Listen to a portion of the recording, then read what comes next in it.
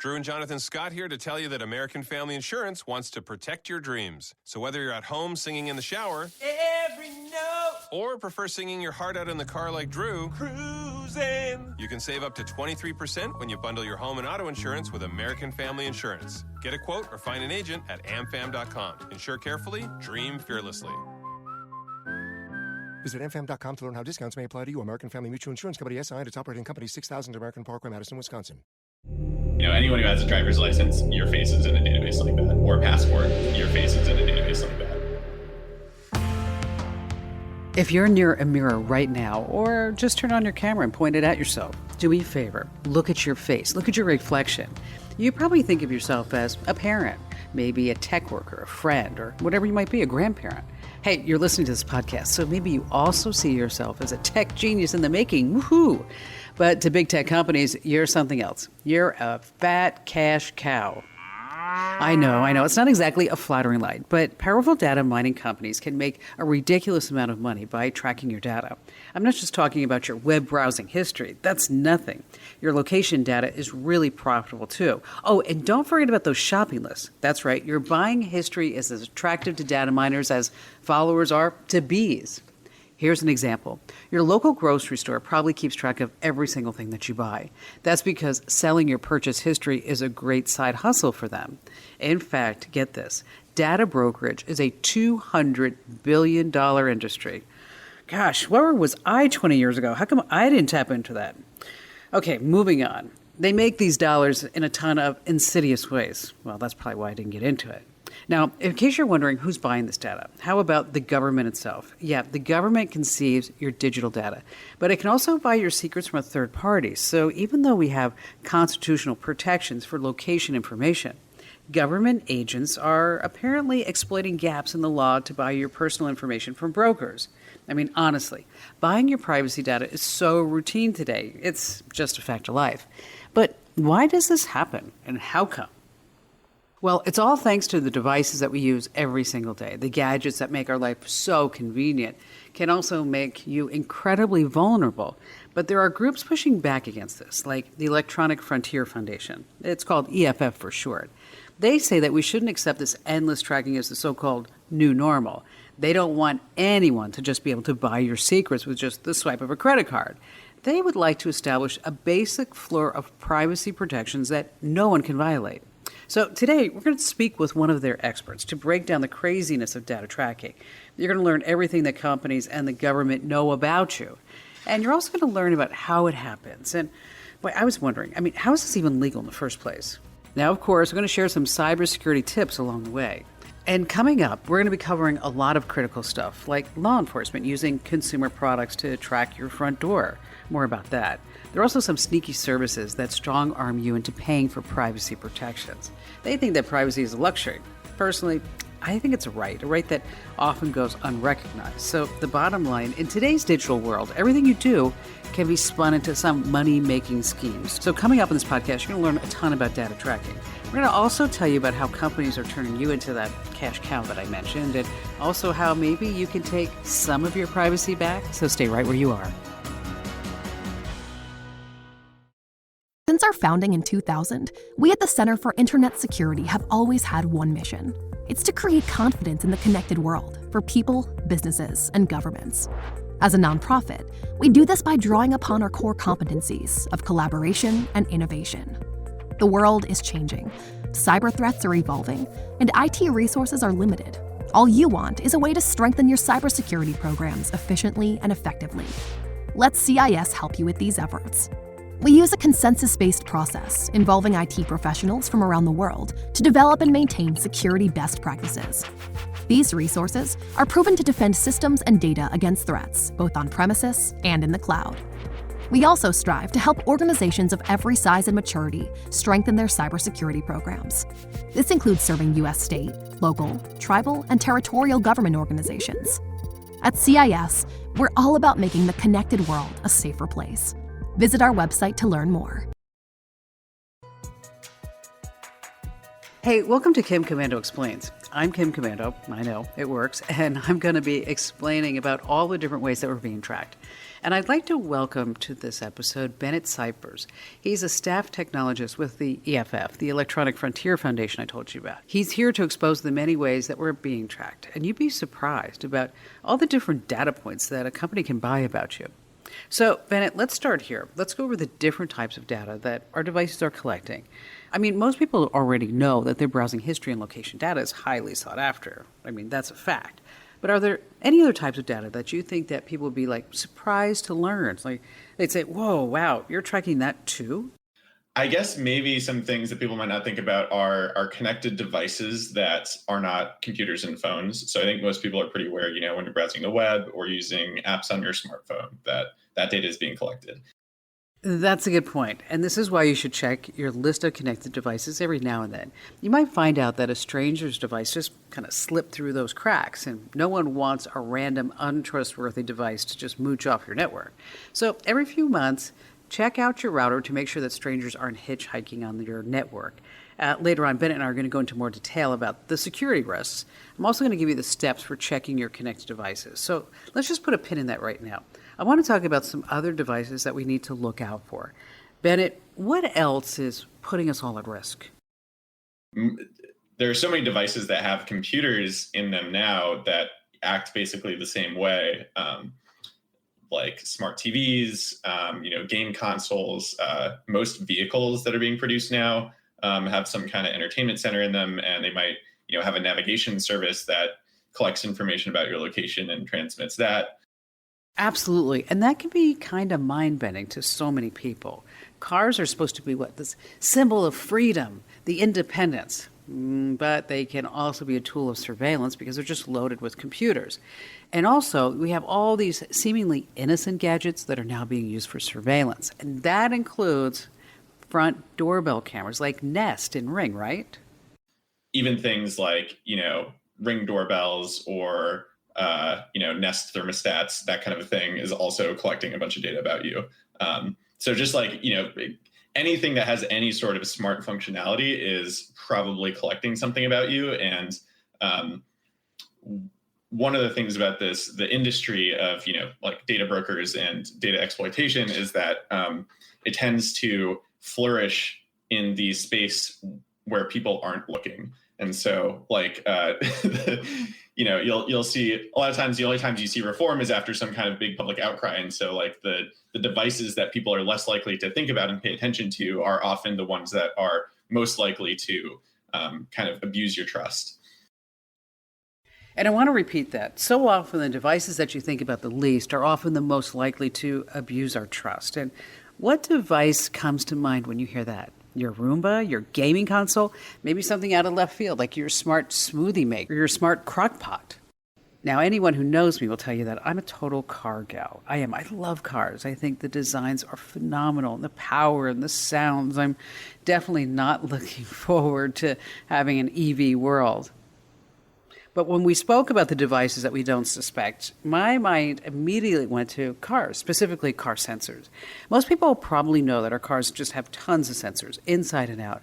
What you might not know is that our very own seats have sensors. That's right, the seat that you sit on. Some cars can tell when you've actually gained weight. Their sensors note the subtle differences in weight. It's kind of like spandex and dark clothes can fool some people that maybe you've lost some weight. But your very own ride can tell you when you've had too much fun at the family barbecue. So, Bennett, are there any other weird, off-the-wall ways that we're being tracked? Cars are a good one. I think just because, there's so many sensors in cars, right? There's especially new ones that are equipped with any kind of lane assist or this sort of smart driving functionality. They have cameras everywhere. Sometimes there are cameras inside the cabin. There's usually cameras outside the cabin pointed all around you.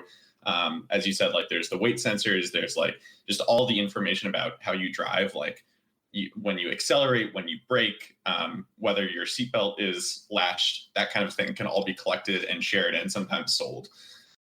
Yeah, that's right. If you're listening while you're driving, I hope you're not speeding. And if you're in a newer car, it might snitch on you. Actually, this is a risk with all sorts of devices, isn't it? But yeah, that's I don't know. There's all kinds of, it's kind of just like pick a direction and start looking, and eventually you'll find something that might surprise you. Yeah, that's right. I'm always surprised about how many different things are being tracked, and that number always comes into play. That we're probably being tracked, and we have different data points to the tune of like 25,000 different data points about us that somebody has tracked online. But are there any data types that are the most, say, attractive to companies? What are data brokers selling the most? I mean, I'm wondering if location data is the most highly sought after, or web browsing data is still the, well, I guess you'd say, tastiest cookie, so to speak. That is a good question. I think it really depends on the industry and like who's buying. Location data has gotten a lot of attention recently, and I think that is, really attractive for a lot of different buyers that you might be concerned about. Like I think governments are really interested in location data for a lot of different reasons. You'll have things on the more mundane side, like doing large scale studies into like energy usage or transportation or that kind of thing, and then you'll also have like immigration agencies and law enforcement and the military buying location data so they can track people's individual movements. It's creepy. A big company can pay so much money to find out where you've been. It's like professional stalking. I can't help but think of that old police song. So, Bennett, it sounds like location data is one of the most desirable types of data. What else are companies interested in? Companies are interested generally in whatever helps you, whatever helps them target ads. That's what it comes down to. And so purchase data is another really big one. So like anyone who has data about what people have bought or are interested in buying, that can be really lucrative. So like the biggest data brokers in the country usually build their business around that. Like Axiom is probably the biggest and most well-known like data broker in the world, and their big product is it started out as just like a marketing database, like what are people interested in buying, and it's sort of grown and expanded past that. Yeah, if you have not heard of Axiom, allow me to introduce you to them. This company was hailed by the New York Times as, quote, the quiet giant of consumer database marketing. It knows who you are, where you live, and what you do. It takes a closer look into your personal life than even the FBI or the IRS. Heck, even Facebook and Google don't know that much about you. If you're an American adult, Axiom probably knows your weight, your height, race, age, and sex. But that's really just the surface. It also collects data on your educational level, buying habits, vacation goals, household income, and your politics. It probably knows more about you than, say, your sister or brother, mom or dad or grandparents, next door neighbors, or certainly your coworkers. It's pretty creepy. And its so-called quiet data collection, that's what it's called, has served Axiom really well. Analysts say it has the world's largest commercial database on consumers, like you and me. It has data on about 500 million active consumers worldwide. And the majority comes from American adults. So you better believe that you have a profile with this company. Yes, lucky you. So take a moment to think about your most recent purchases. Now take into consideration this fact. Axiom servers process more than 50 trillion data transactions a year. Oh, wow, 50 trillion data transactions a year. I'm willing to bet they know at least a few of your recent credit card splurges and maybe some things that you purchased online that you'd rather not have anybody else find out. And how exactly does Axiom collect that data? That's a good question. I wish I knew a complete answer to that. I think they get it from all over. Like they don't really talk about this. They would probably say this is their secret sauce, but I think a lot of it comes directly or indirectly from like apps and browsing and that kind of the stuff that you would think about being tracked. They get a lot of data from the government, just like places like, DMVs and like records of, loans or housing or like, post office stuff. So like they can know where you live and how much money you might make and sort of big financial data like that. And yeah, just buying it from other sort of more focused data brokers, I think is probably a big part of it. Like there will be, there are often data brokers that focus really specifically on one, pipeline. So like there might be a smart TV data broker that just collects data about what shows people watch and then sells that sort of up the chain to these aggregating data brokers that will try and assemble all of that data into a profile. And of course, Axiom isn't just the only one. It's just the biggest name. There are a ton of fish in this data collection sea. But yeah, so like anything, credit card companies have a lot of data about the things that you buy, obviously. And so that's another like lucrative data stream that people might not think about as much. That's right, your purchases aren't nearly as private as you might think. Well, depending on your credit cards. While we're on the topic of credit cards, I want to throw a quick security tip your way. Now, I don't recommend using your credit card when you're shopping online. You're better off using a middleman between you and the merchant. I'm thinking like PayPal, Venmo, and Zelle. Or, for example, prepaid cards. It's a great choice, too. You can use Amazon Cash or Shopify's Shop Pay option, which protects your card when you're buying with merchants. Now, of course, buying through your smartphone is really risky. Phones are just a lot easier to break into than computers. And that's why you should use Apple Pay, Google Pay, or Samsung Pay. It's really easy to set up and use. And then all you need to do is just scan your credit or debit card. And it is way, way, way more secure than just using your credit card. Now, I'm also going to bet that you're wondering which devices put you at the most risk. Is it your smartphone? Is it your laptop? Is it your Roomba that's collecting dirt on you? When it comes to surveillance, you just never know. Coming up next, Bennett and I will break down the biggest privacy busters. You're going to get an insider strategy for kicking off the strange devices just mooching off of your private network. And we're going to be dropping some bombshells. Okay, here's a preview. You don't own your face. That's right. You're also going to learn that you don't own your face in many other ways. You've heard me correctly. It's facial recognition technology, of course. Your face is practically public property. And after this podcast, you're going to know why and how this is even possible. So stay right where you are with us. Since our founding in 2000, we at the Center for Internet Security have always had one mission. It's to create confidence in the connected world for people, businesses, and governments. As a nonprofit, we do this by drawing upon our core competencies of collaboration and innovation. The world is changing, cyber threats are evolving, and IT resources are limited. All you want is a way to strengthen your cybersecurity programs efficiently and effectively. Let CIS help you with these efforts. We use a consensus-based process involving IT professionals from around the world to develop and maintain security best practices. These resources are proven to defend systems and data against threats, both on premises and in the cloud. We also strive to help organizations of every size and maturity strengthen their cybersecurity programs. This includes serving U.S. state, local, tribal, and territorial government organizations. At CIS, we're all about making the connected world a safer place. Visit our website to learn more. Hey, welcome back to Kim Commando Explains. We've already spoken about the many different types of data tracking. We're going to take a closer look right now at the tech side of things. Which devices track us the most? Is there an especially big invader that stands out compared to the other gadgets we use each day? My guess, our smartphones collect the most data. That's what I'm saying. Am I right, Bennett? I think smartphones are probably that device for most people. Yeah, because we spend so much time on our phones and do so many different things on our phones. And so it's sort of a catch-all device. Yeah, computers as well. If you spend most of your time in a browsing window like I do on a laptop, then there's a bunch of information probably being collected about you that way, unless you take a lot of precautions and use things like tracker blockers, that sort of technology.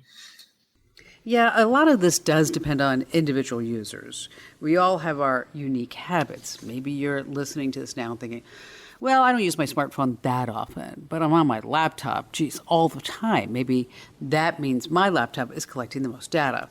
I'd like to get your thoughts on this one, Bennett. Are the devices we use the most, are they the ones that collect most of our data?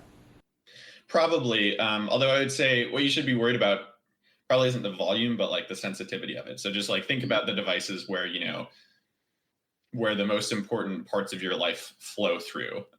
So like your game console, they might collect a lot of data about what games you play and what you watch on Netflix, but that might not be as sensitive as like every once in a while you drive somewhere and that location data, even though it's less, there's less raw data, it might be more sensitive and more valuable and more important for you to worry about. Right, that's a really great point. I mean, you might have a drone you use all the time, but if you spend a few minutes on your computer taking care of sensitive business, clearly your smartphone is putting you at a greater risk. So it's focused on quality over quantity. I mean, what are you doing on each gadget? Which one is the most privy to all your private information? And it's really important to get ironclad protection in place. A single vulnerability could put you in huge danger. I think there are some devices we look at with more suspicion than others. Take Alexa and the smart home assistants. For example, as fun as it is to joke around with Alexa, I think a lot of us look at our Amazon Echoes with a fair amount of skepticism. We know that she's listening to a lot more than what she should. Yeah, Amazon always says, oh, she's only listening for the wake word. She's never listening. Well, if she's always listening to the wake word, I think she's always listening.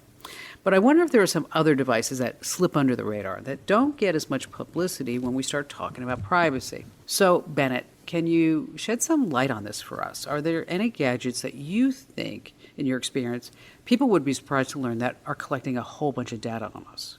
Say, like, maybe it's our blenders, or maybe it is our Roombas. Geez, yeah. Let me think. I mean, I've heard of like smart outlets being a culprit potentially. Like one problem can be like anything that you let on your Wi-Fi network potentially has a lot of information about you. Or a bigger risk can be that, you know, if you put something on your Wi-Fi network and it's not secure, that can be a vector by which, you know, people might be able to get into your network and get other information. That's more of a, that's not so much in the like surveillance economy. That's more of like a security risk kind of a thing.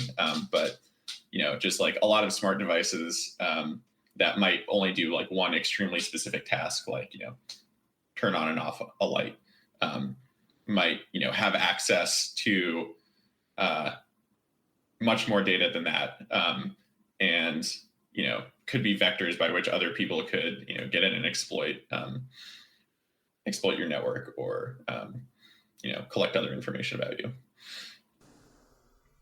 Oh, absolutely. If you use wireless internet at home, you probably have a tiny army of devices plugged into your network.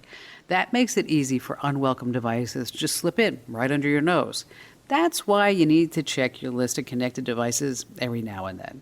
This way you can catch any strange gadget that's just taking all your data. Not only is it annoying to see that someone's using your network, but it's dangerous. These uninvited devices can put you at great risk. They could be the doorway for a virus that takes down your whole system. But luckily, I have your back. Do you have a pen, notepad ready, or maybe you just want to put this into your phone? I'm about to share a few steps you can take to protect yourself. Every few months, you should look over the devices that are attached to your network. You can do this really easily. First, just type your computer's IP address into your browser's address bar, and that takes you directly into your router's menu. So you want to log in with your router's username and password. Click on the connected devices list. Now you can get a good overview of your network's activity. Here you can spot any strange devices. If you see something you don't recognize, change your Wi-Fi password.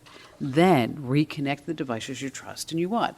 This can be a pretty lengthy process, but it is worth it. Think of the time that you're spending as an investment in your safety. If you don't look over your connected devices, you could be welcoming in some dangerous stuff. And like I said, they can leave your network vulnerable to all sorts of threats, including data mining. Now, let's take a second. We're going to switch gears a little bit, and we're going to look at a gadget that makes a lot of security experts just sweat. Video doorbells. You know, those cameras you attach to your front door to see who's standing on your porch. It's a fabulous invention. It's a great way to stay safe and see what's going on in your front lawn. But some folks are afraid of these potential privacy invasions, and for good reason. Did you know the footage your front door captures could help detectives solve criminal cases? As of February, Ring partnered with over 2,000 police and fire departments across the country. So, as you can imagine, a lot of people love it, but a lot of people see it as a threat to your privacy. But some good news. You don't have to worry about the police knocking on your front door demanding your footage. If they want the footage from your video doorbell, they need a warrant, and they'll always ask if they need it first, so you won't be taken by surprise. Even though these partnerships make a lot of privacy advocates hot under the collar, and I guess for good reason. Bennett, let's loop around to this. I imagine that some people might poo-poo this story. They might think, well, I don't have a video doorbell, so I don't have to even worry about this. What would you say to them? Does the issue stretch far beyond just Ring users, right?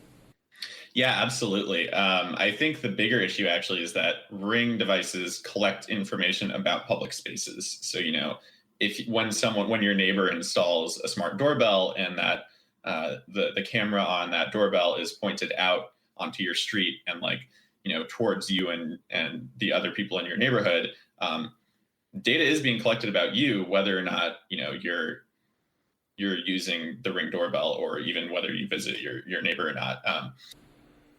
Think about it this way. Even if you don't have a video doorbell camera, if your neighbor does, they have footage of you running past their house for your morning jog. Say there's a crime in the neighborhood. Your neighbor turns in their footage to police. The department might want to subpoena you and question you about your jogging route. They might wonder if you could have been a witness to a crime or a suspect. Who knows? But that's just a worst-case scenario playing out in my head. Bennett, what are your thoughts? And so I think a big part of what the potential that police see in devices like Ring is, the ability to sort of privatize security cameras and surveillance of the public square by getting, people to individually install these devices. So the risk with Ring isn't that, you might be concerned about what Ring is going to do with your data when you install that device. But I think a bigger concern for society is once there are Ring devices on, a significant portion of everyone's homes, if you have 20 or 30 or 50% of people in a neighborhood with Ring devices installed, that's hundreds or thousands of different cameras pointed at, all over the neighborhood, collecting video of pretty much everything that goes on in that neighborhood. And then if police want, to go back and surveil what was happening in that neighborhood at any given time and at any given place, they just have to find, the person or people whose Rings were recording that data and be like, hey, is it okay if, we take that footage? And the more people who are surveilling it, the easier it is for police to, go back in time and see exactly what was happening at any given place anywhere. Whether or not the police had set up their own, surveillance equipment ahead of time. Right. Now I'm speaking of surveillance. So let's talk about facial recognition software. When you're shopping for security cameras to set up around your house, you might spot some pricier cameras that can recognize faces that are just passing by. Oh yeah, totally. Yeah, no, these days, any video monitoring equipment is just facial recognition system waiting to happen. You can take any historic footage or any kind of live data and just slap on a facial recognition layer and, identify and track the people who are implicated in that footage. Would it be accurate to say that most of our faces are in some database? Or is facial recognition technology just not that widespread? Well, yet.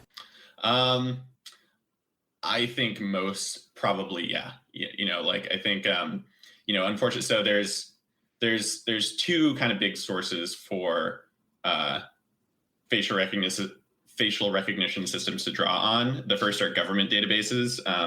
So we were talking about DMV databases. Most DMVs in the country sell data in one way or another.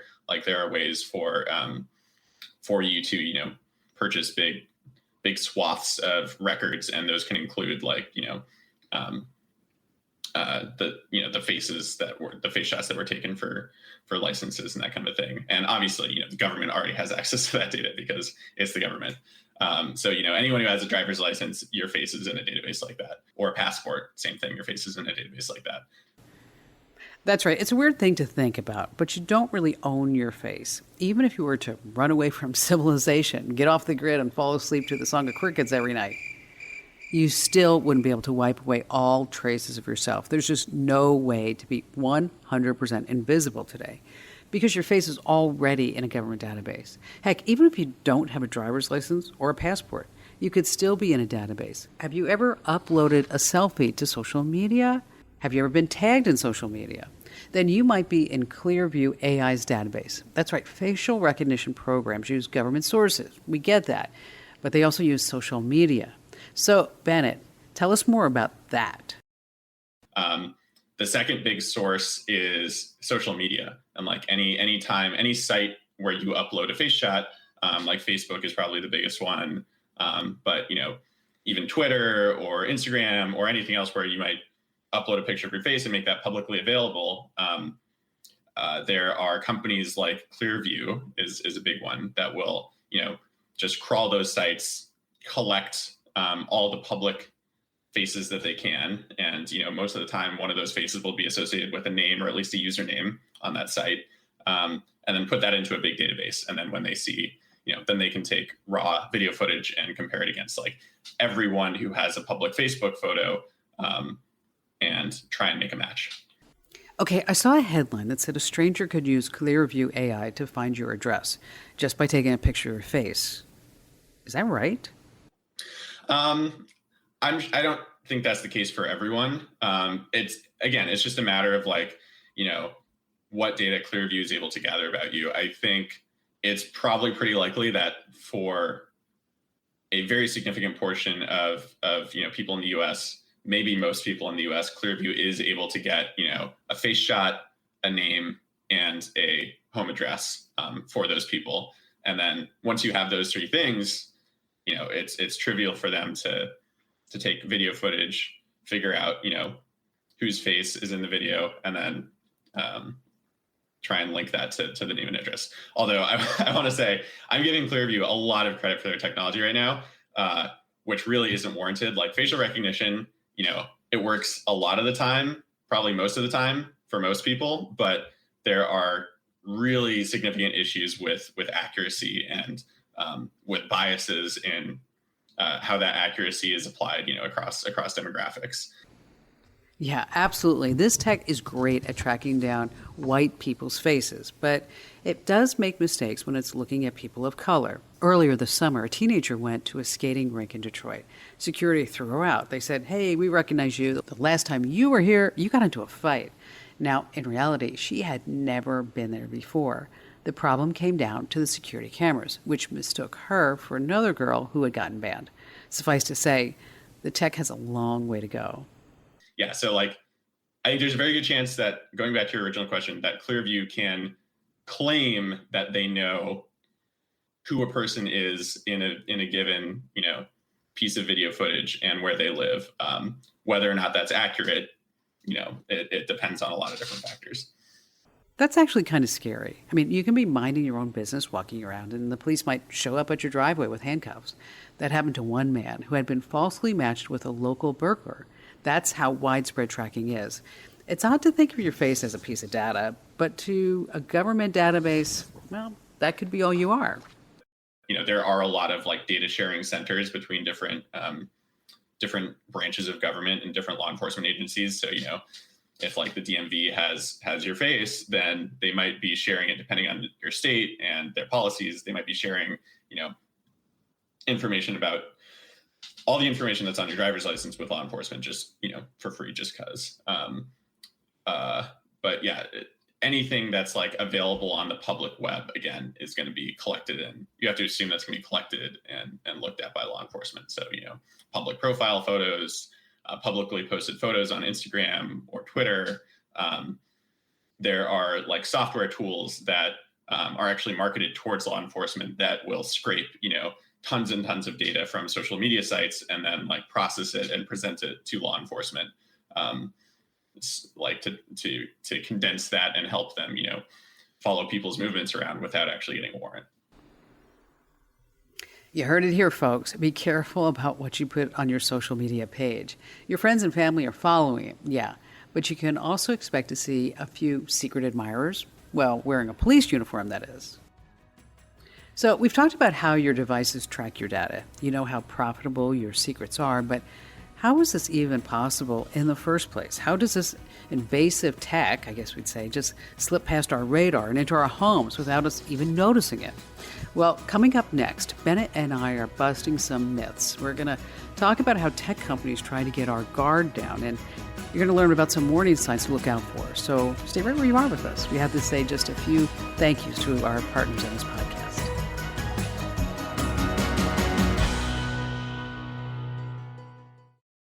Since our founding in 2000, we at the Center for Internet Security have always had one mission. It's to create confidence in the connected world for people, businesses, and governments.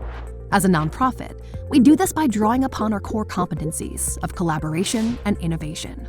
The world is changing, cyber threats are evolving, and IT resources are limited. All you want is a way to strengthen your cybersecurity programs efficiently and effectively. Let CIS help you with these efforts. We use a consensus-based process involving IT professionals from around the world to develop and maintain security best practices. These resources are proven to defend systems and data against threats, both on premises and in the cloud.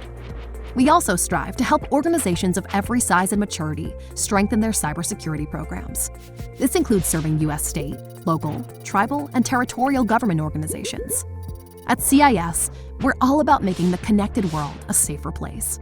Visit our website to learn more.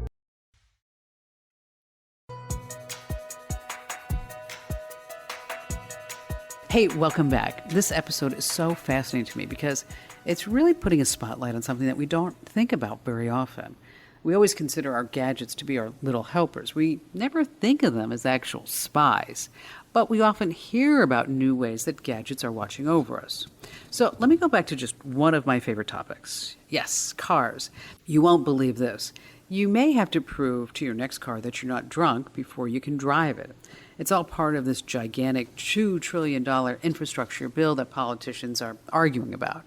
Well, deep within the 2,700 pages, wow, imagine reading that. That's probably why nobody does. Anyway, you're going to find a requirement that all manufacturers equip new cars with what they're saying an alcohol detection system. That's right, if your car detects alcohol, it's not going to start. Well, Mothers Against Drunk Driving are really the ones behind this. That's what I heard. Personally, I don't think it's a good idea. Why do I have to breathe into something to prove that I'm not drunk to drive my car? It does sound great in theory, maybe we'll save some lives, but take a moment to think about the long-term consequences. Some people think that this tech does sound invasive. Even if you always drive sober, you're going to have to prove that you're not drunk. Even if you haven't poured a drink in years, your car will still treat you as guilty until proven innocent. This got me thinking. It seems that a lot of invasive gadgets initially present themselves as safety tools. That's how they get past our radar. We think, hey, what a great thing. And then we're so starstruck by everything that it can do, we don't stop to think about how it might be harming our security and our privacy. What do you think, Bennett? Is this how maybe a lot of invasive devices just fly under the radar? Yeah, I would say that's a really common phenomenon. I hadn't heard about the breathalyzer car. That's really interesting. But yeah, I mean, I think most invasive tech is initially sold in like the most anodyne way that they can, imagine, like the most like, for a lot of new surveillance technology is pitched to, lawmakers and the public in the context of like the most egregious kind of crimes. So it's like, a couple of years ago, there was a case where the FBI wanted to force Apple to unlock someone's iPhone, which was something that they had never done before. And this was around a terrorist attack. And so it was, they were trying to catch terrorists. And so they were like, we really need this data so that we can catch this terrorist. But, once they get Apple to do that once, there's going to be legal precedent for being able to force Apple to do that. And then they can start calling in that same kind of, action from Apple on all kinds of different cases. You see the same thing around like child sexual abuse, which is, awful, like the worst thing in the world. And everyone kind of agrees on that. But the government will use that to, say like, all right, these are the people we're going after, and this is why we need this new technology. And then once they kind of get their foot in the door by, using this technology in the most egregious cases, very frequently we'll see that expand to like all kinds of more mundane like chasing down drug crimes and like, just more mundane law enforcement activity. And so, that's very common, unfortunately. Now, speaking of unfortunate things, I want to talk about a sneaky trick a lot of companies will play on their customers. Specifically, if you want a security feature, it's locked behind a paywall. I know the EFF is pretty passionate about this. Yeah, so this is a big thing that EFF has been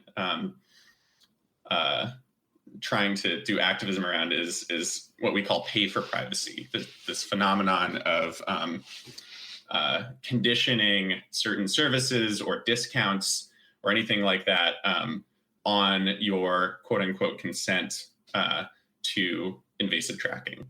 And so this has really come into the public discussion in the past few years as we've started to get some kind of privacy laws. So 5-10 years ago, it was more sort of the Wild West around data protection, where there weren't really any laws governing anything. And so, companies could just take what they wanted and you didn't have any say. And now I think the big thing was in 2018, GDPR, the General Data Privacy Regulation in Europe, went into effect. And so companies that operate in Europe have to ask consent for a lot of different things. And there have been a couple laws that have been passed in the States that are kind of in the same vein, where it's conditioned on, all right, companies can do whatever they want as long as they ask you first, or as long as they give you the option to opt out of that thing. And so what companies are doing are saying all right, yeah, sure, we'll give you the option, but if you say no, then we can't give you any of the good services that you actually want, or we're going to charge you twice as much, or we won't give you this really juicy discount. And so we think that is antithetical to the idea of privacy as a right. Rights can't be sold or coaxed out of you. You should have an absolute right to say, no, don't collect my information, and not have your service degraded or not be punished for trying to exercise that right. It sounds dastardly when you think about it. Tech companies can use some pretty underhanded tactics. But I want to talk about data brokers. I want to go back there. I feel like most of us don't even know that the government can buy our private information from data brokers. I mean, if you tell this to people, they're going to be like, what? How is this even legal, Bennett?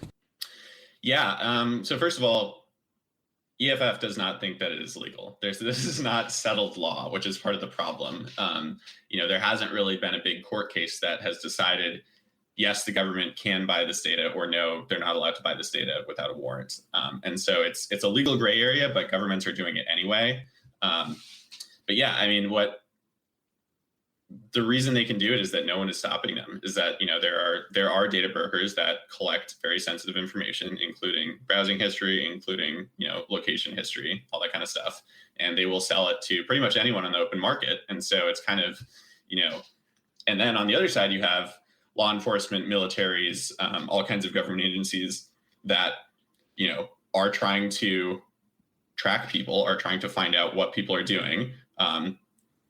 They can get that information with a warrant, but it's a big hassle, and they have to, do a lot of work ahead of time before they can get a warrant. And so naturally, they are looking for ways that they can get that information that might help them build a case, or, help them surveil people en masse more easily. And, you have this demand and this supply, and eventually they meet, and no one is really stopping them right now. So, yeah, that's why it happens. Obviously, the government knows a ton about us. So let's dive a little deeper. Is there anything the government knows about us that you think people would be shocked about?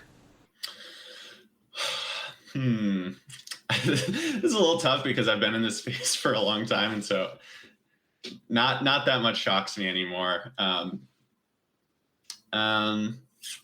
guess just the extent of the public-private partnerships and the amount of data that's collected for mundane purposes, I think is kind of interesting.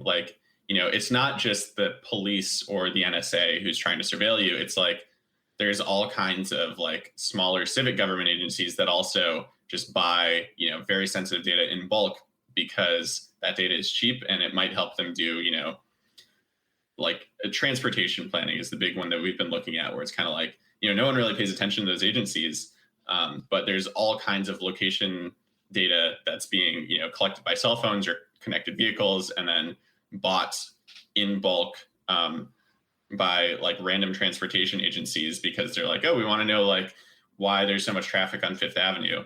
And in order to accomplish that, they buy, a record of where everyone in the city went for the past 2 years. That's a lot of data that they're collecting about Fifth Avenue in New York City. But it probably helps their business. It's like, what? Like, that is so disproportionate and unnecessary and potentially dangerous. But, there's not very much that's governing the flows of those data right now. And so it ends up happening anyway. Yeah, I don't think a lot of us are even aware that this is happening. But there's a even scarier aspect to all this. Let's talk about hacking. Do you guys remember that huge government hack that we saw last year? If not, here's a quick recap. In 2020, a massive cyber attack hit the U.S. government. Hackers invaded many government branches, from the Postal Service to the Department of Homeland Security. Something even scarier, they also wormed their way into the National Nuclear Security Administration. Yeah, that's bad. So, Bennett, when the government has all this highly sensitive data on us, and it's notoriously easy to hack, potentially anyone could access our entire digital life, right? I mean, all those data points. Mm-hmm. Yeah, no, totally. I mean, it's like a lot of places, these are small government agencies that have, their mission statement is not to store sensitive info on millions of people. Their mission statement is like transportation planning or something. And, we've seen big government agencies have really costly and really, consequential hacks over the past few years. And so, yeah, I think it is very dangerous to let huge tranches of sensitive info like this, just be kind of spread around to all these different actors and all these different targets. And I think eventually, sooner or later, one of them is going to get hacked, and it's going to be a watershed moment, unfortunately. It's always better to be aware than to be taken by surprise. So, gosh, there you have it. We're being tracked in all sorts of ways by all sorts of people. It's incredibly comprehensive, isn't it? I mean, if you feel overwhelmed by all this information, maybe we should look on the bright side. You're so valuable. You're so important that big agencies are going to spend millions just to find out what you bought and where you've been. That's got to be worth something, right? Hey, Bennett, thank you so much for taking the time to come on the podcast today. You just really did an amazing job. I really appreciate it. Yeah. No, thanks so much for the conversation. Now, do me a huge favor. Don't forget, you know what I need you to do to rate, review, subscribe, and follow this podcast. And share it out with your social media friends. We're always looking for more great people to tap into our whole Commando family. You're one of them, and so spread the word. And speaking of, if you're not already getting thecurrentnewsletter.com, that's right, thecurrentnewsletter.com, if you're not getting that, it's tech news delivered only twice a week. And you can join nearly 100,000 folks who get the newsletter, The Current. And you can sign up right now and see samples over at thecurrentnewsletter.com. Thanks for listening. If you have any comments about this podcast, you can always send them to me, podcasts@commando.com. That's with a K, of course. Thanks for listening.